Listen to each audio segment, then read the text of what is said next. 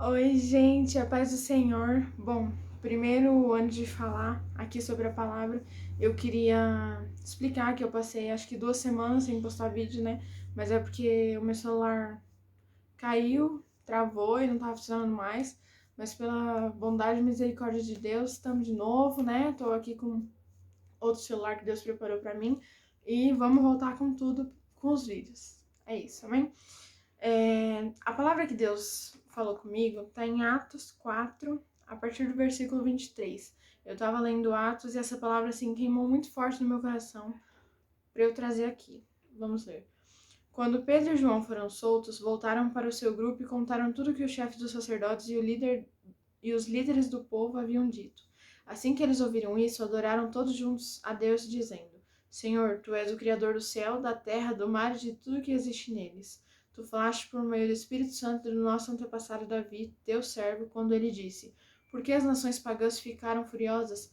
Por que os povos fizeram planos tão tolos? Os reis se preparam e seus governantes se ajuntaram contra o Senhor Deus e contra o Messias que ele escolheu. De fato, Herodes e Pilatos se juntaram aqui nessa cidade com os não-judeus e com o povo de Israel contra Jesus, o teu dedicado servo que escolheste para ser o Messias. Eles se reuniram para fazer tudo o que pelo teu poder e pela tua vontade já havia resolvido que ia acontecer. Agora, Senhor, olha para a ameaça deles. Dá aos teus servos confiança para anunciarem corajosamente a tua palavra. Estende a mão para curar, a fim de que, por meio do poder do nome do teu dedicado servo Jesus, milagres e maravilhas sejam feitos. Quando terminaram de fazer essa oração, o lugar onde estavam reunidos tremeu. Então todos ficaram cheios do Espírito Santo e começaram a anunciar corajosamente a palavra de Deus. Todos os que creram pensavam e sentiam do mesmo modo. Ninguém dizia que as coisas que possuíam eram somente suas, mas todos repartiam uns com os outros tudo que tinham. Com grande poder, os apóstolos davam testemunho da ressurreição do Senhor Jesus e derramavam muitas bênçãos sobre todos. Não havia entre eles nenhum necessitado, pois todos os que tinham terras ou casas as vendiam, traziam o dinheiro e o entregavam aos apóstolos, e cada pessoa recebia uma parte de acordo com a sua necessidade. Foi assim que José vendeu um terreno dele e entregou o dinheiro aos apóstolos. José era levita e havia nascido na cidade de Chipre. Os apóstolos o chamavam de Barnabé, que quer dizer aquele que dá ânimo. Amém? É, Essa palavra eu achei muito interessante porque Atos fala sobre a história da igreja primitiva, a primeira igreja, né? E algo que me chamou muita atenção, lendo assim os capítulos, é tudo que eles vivem, tudo que eles que está relatado aqui que eles viveram. Eles viveram grandes coisas. Quando eles terminaram de orar aqui, falando para Deus agir sobre a situação que eles estavam sendo perseguidos, todos ficaram cheios do Espírito Santo e começou a anunciar corajosamente a palavra de Deus. E o lugar onde eles estavam tremeu.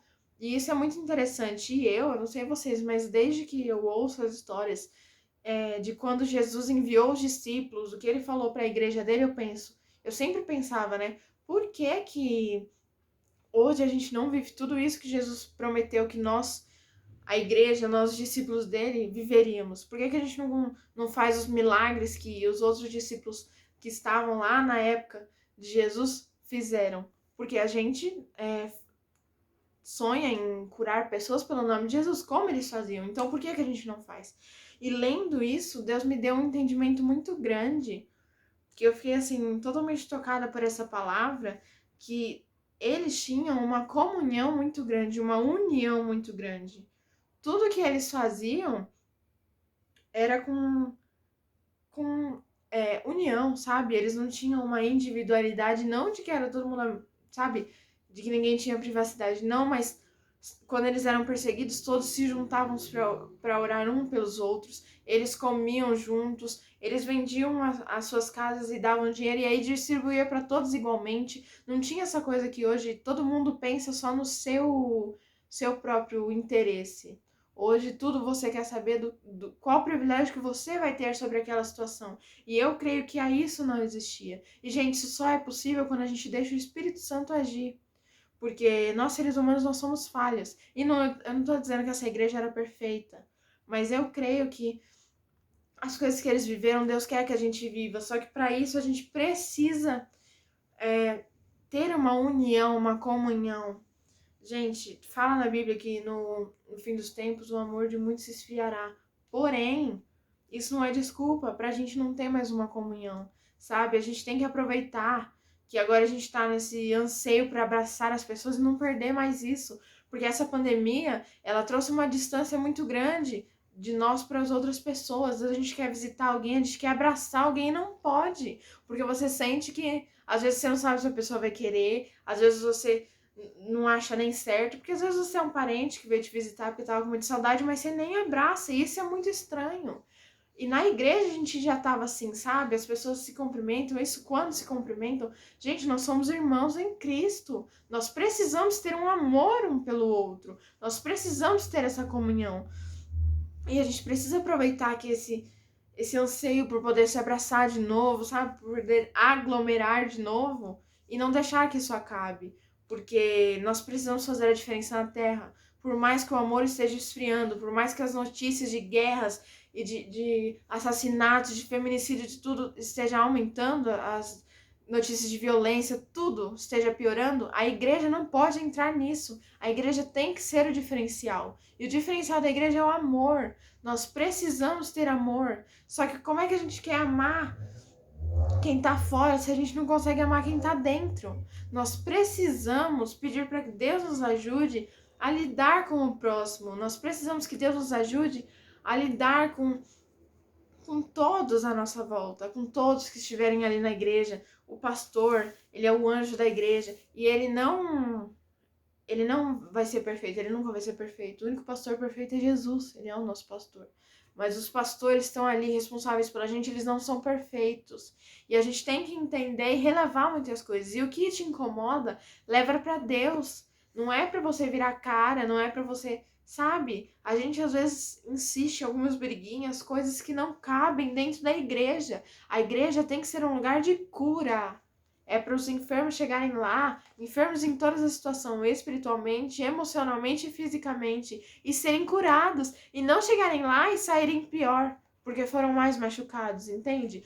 A igreja é um hospital, então vamos dizer que nós lá, na igreja, nós somos os médicos. Na verdade, nós somos, vamos dizer assim, os instrumentos do médico que é Deus. Mas a gente não pode deixar as pessoas que chegam a nós mais doentes ainda.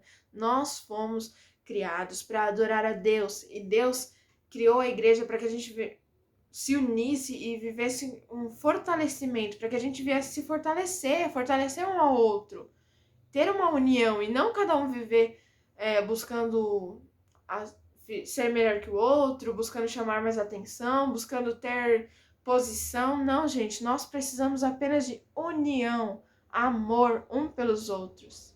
Amém? A palavra de Deus hoje é isso. Nós precisamos muito amar uns aos outros dentro da igreja. Porque às vezes a gente consegue amar mais o próximo que está fora da igreja do que o nosso irmão que está dentro da igreja, que quer sentar do nosso lado. E a gente precisa amar para poder viver todos esses milagres que Deus quer que a gente viva. Deus quer que a gente ore e Ele cure pessoas. Deus continua fazendo milagres. A falha nunca está nele, está só em nós. Nós falhamos, Ele não. Então, se nós não estamos vivendo tudo que nós poderíamos viver como igreja, é porque nós estamos falhando. Então, que nós possamos estar sempre buscando o amor, a união, buscando para que Deus venha nos fortalecer, para que a gente venha viver esses milagres e maravilhas que o Senhor tem preparado para nós. Amém? Vamos orar?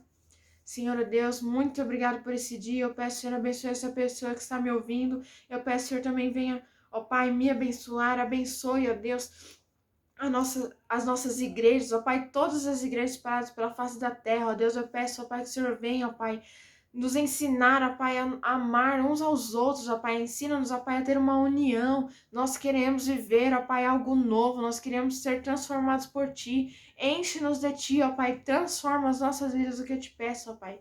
Realiza as obras que o Senhor tem para as nossas vidas, realiza as promessas que o Senhor tem para a igreja, ó Pai, e que a gente venha estar firme em Ti, ó Pai, em nome de Jesus é que eu oro. Amém. Amém, gente. Bom, é isso.